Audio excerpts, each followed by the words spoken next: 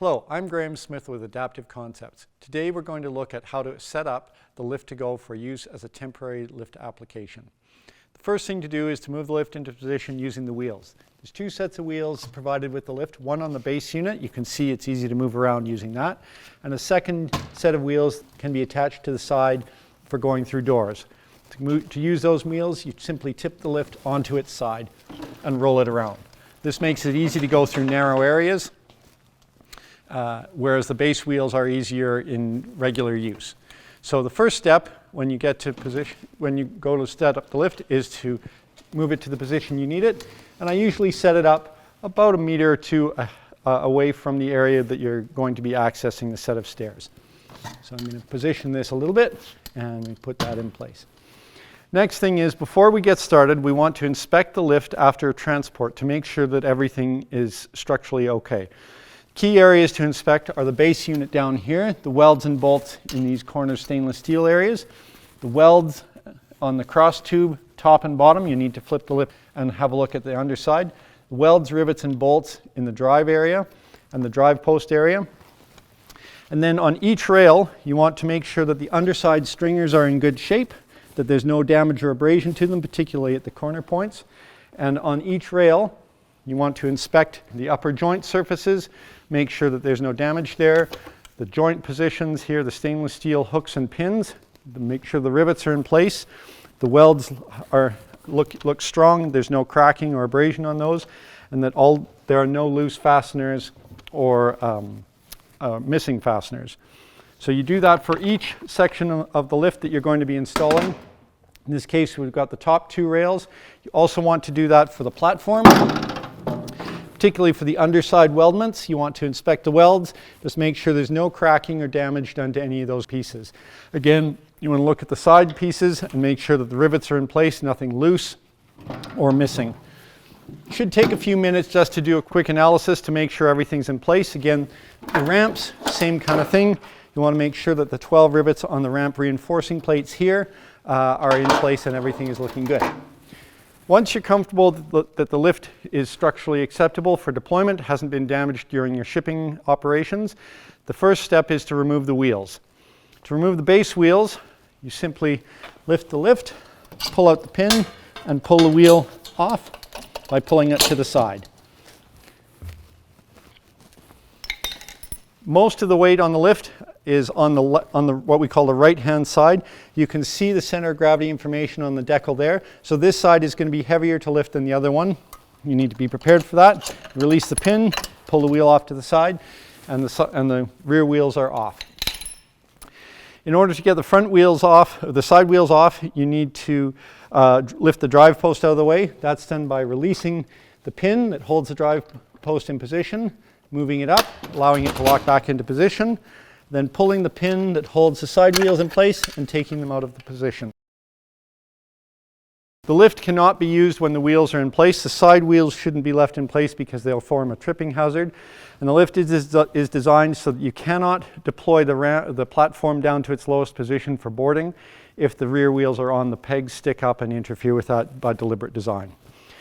Once the lift is approximately in the right position, you want to install the rails. The stairs have to be at least on a 25-degree slope. If the slope is shallower than that, then the rails are going to interfere with the stairs and you won't be able to use the lift. So your deployment inspection should have happened already. We're not covering that during this video, but your stair needs to be a minimum of 25 degrees. In this case, we're only going to need 2 rail sections in order to access this short simulated stair. To assemble the rails, you simply take the hook element, put it into the pin element down below, and then rotate the rail into position until the upper joint engages and locks. And you should see both pins sticking out to the side, and the rail should not fall down on its own. That gets us one side of the rail.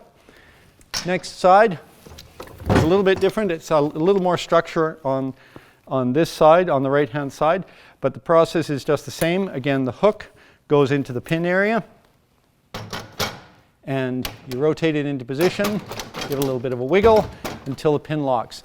The joints at the rails should be fairly tight. They'll tighten up as we move the lift into position. Once we have the number of rails on that we want, we need to put the crossbar in place. That's done by removing the pin that holds the crossbar in the storage position. All the pegs that are used on the Lift2Go have a top button you need to depress in order to release the peg. The cross member comes down and pulls out. It's very important to put this pin back into its storage area here so that it doesn't hang and get caught on the carriage as it comes up. Cross member is tethered so that it can't get lost. It comes along, gets put into position, starting each bolt on each side. Get them started until the screws catch.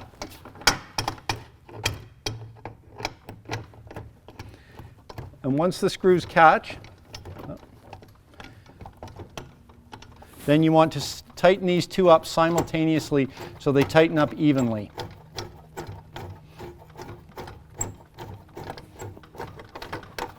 So once they start to tighten up, you want to tighten them evenly, and then you should cinch them pretty much as tight as you can get with your hands.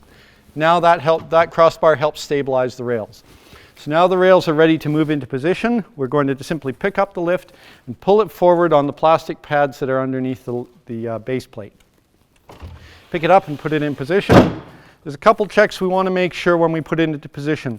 First of all, we want to make sure that the angle is within the allowed range for the lift.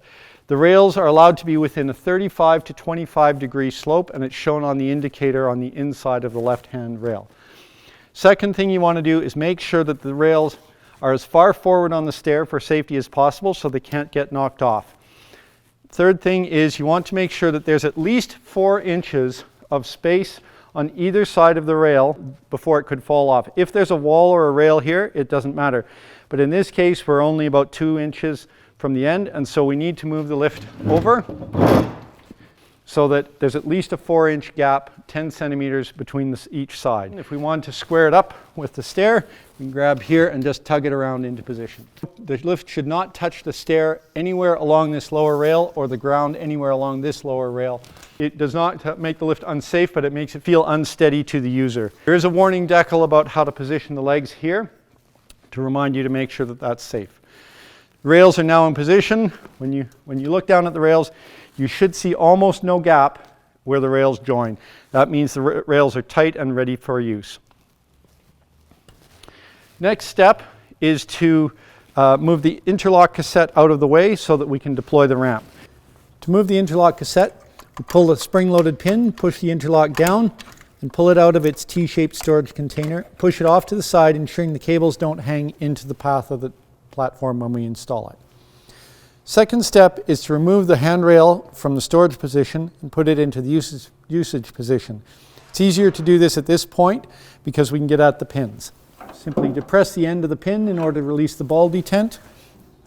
Pull the pin out, remove the handrail from the storage position, and put it into the usage position. It's very important that we secure the handrail in place with the 2 pins forward and back to ensure it cannot come out during use. Next step is to ensure that the leveler bars are all the way forward as shown here.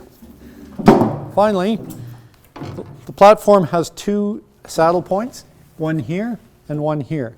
Those saddle points need to straddle a crossbar on the carriage, and to install it, we simply pick up the platform, place the far saddle point on the carriage cross tube, and gently push the platform forward, off to the side, and gently drop it in place. And when it's in position, the spring-loaded latch here will hold the platform so it cannot be released accidentally. The interlock cassette, we gently ease it into position. We match the T-plate to the mating hole on the handrail, push it in place, slot it down, and the spring-loaded system will hold it in position. It shouldn't be possible to remove that out of position. The next step is to level the platform. In order to do that, we release the platform latches, bring the leveler bar up, and use it to position the ramp or the platform into position. We use the guide on the level gauge at the back. We should be plus or minus 2 degrees. In general, I like to have it tipped just a little bit out so that it contacts the ground at the far end as early as possible. So it could be, in this case, in that position or one of the other slots. In this case, we're going to put it right there. It's the first slot on the inside track. Once the level bar is in position, it's very important to have it pinned securely. The pin goes in, holds the level bar into position so it can't come out, and the pin itself is secured with the safety latch. Once the latch is in position, it should not be possible to remove the pin or the level bar. Once we've done that on the right-hand side, then we would go do it on the left-hand side. Same process, we release that, bring the level bar up. In this case, we know which hole we need to put it in, and we simply pop the level bar into position. That puts the platform in position and ready for use. Next stage is to deploy the ramps. The ramps, there's an upper and lower ramp. The upper ramp has a handle that mates onto the cassette on this side, so it's not possible to install the ramps backwards. The ramps can only be dropped into position from the vertical position.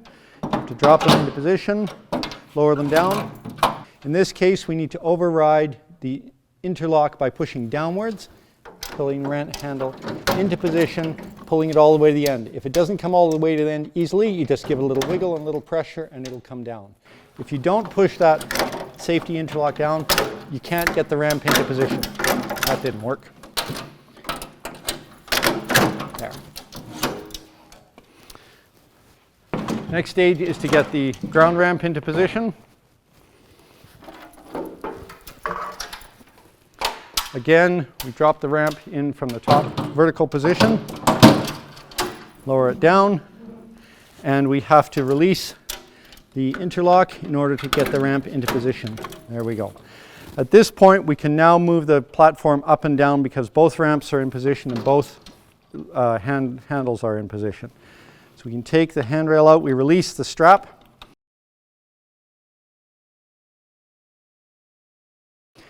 Release the toggle at the bottom, and we can easily pull that out and put it into position. We can put the crank handle into the slow speed socket for lifting heavy weights or the high speed socket for lifting light weights. In this case, we're going to put it in the high speed socket. So at this point, we can raise the platform up and down. We need to position it so that we get the upper and lower stops into position. The position of the purpose of the upper and lower stops is to activate the toggle bar that will allow the ramps to be removed when it's in position. So we want to wind the platform down until the far end just touches the ground or as close as possible. There. But does not elevate, does not start lifting the platform here. In order to position the lower stop, we pull the release button at the top of it, pull the pin out, bring it down, push it all the way forward until it activates the toggle bar completely and drop the pin in place. At this point, the platform is all the way down as far as it will go, and it has activated the toggle bar. At this point, we can release the handrail, the ramp handle as we want, easily. Once we've moved the lift ahead, it's not possible to release the handrail again like that. Once the ramp handles are in position, we want to tether them in case they get dropped so that a user who's using the lift from a platform can do it themselves. We want to put the tether in place for the upper ramp as well, and it's the same process. The platform is ready to go. We can wind it to the top so that we can determine the position of the top stop. In order to position the top stop correctly, we want to go approximately 2 inches or about 5 centimeters above the height of the area you're planning to access. The reason for that is we need the top ramp to come down onto this front edge, but not onto the reinforcing plate. So we can put that, you can kind of eyeball it, put the top pin in place, and then run the lift up against it to make sure the top bar releases, and ensure that the ramp can come down. So that's a perfect position. We can put the ramp handle in the storage position, and we know that the lift can be exited at the top when necessary. Now we know the lift has gone through a full cycle top to bottom. We need to make sure that it's comfortable and safe to use with a load on it, so we're going to test it ourselves. Again, at this point, you should be able to check that the ramp comes up and down and easily. When it comes in, when the ramp is being relatched, you need to push it all the way down to the end. If there's any problems, you just give it a little bit of a wiggle, and that will help the handle come all the way to the end. In this case, I'm going to simply wind myself up. If we wanted, we could put the crank on the inside, of course, like a user on the inside, but that we can only do that using the slow speed crank position. So it takes a little longer, but the forces are lower.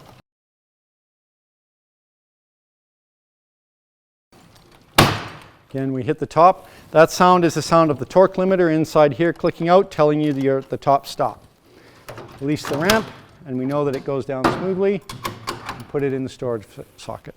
So now we've done a loaded test. We know the lift is ready for a user. A couple more steps we just need to take care of in case, depending on how long the lift is going to be in place. The lift is equipped with a number of features so that it can be used in a lift to stay mode, that we call that. All the temporary features can be replaced with a bolt or a fastener of some kind, so they cannot be undone accidentally. You can choose to do that, and that'll be covered by another video. However, if you're leaving the lift in a temporary placement, you may wish to secure it in position regardless. That can be done by a number of different ways. There are holes in the cross member here that can be used to put screws or concrete anchors into the stair that you're accessing. There are lashing points on the sides, a welded member here, and the verticals here can all be used to lash or chain the lift forward so that it can't come off out of position. The third place that you can look at is there are a set of holes in the base rail here that can be used to apply concrete anchors or large spike nails. It's not necessary to secure the lift in the case where it's being used temporarily over top of stairs. If it's being used for a semi-permanent application, it should be secured, and the lift to stay features should all be deployed. If the lift is not deployed over top of stairs, then it must be secured in some way to make sure that it can't fall off. So that would be through the members, the holes here, or the lashing points, or the holes on the base unit. After the setup is complete, the installation should be checked using the checklist included at the end of the user's manual. Once the checklist has been completed, the lift may be used by passengers. The Lift2Go should have a maintenance check at least once a year, or in some jurisdictions every 6 months. The checklist for maintenance is included at the end of the user's manual.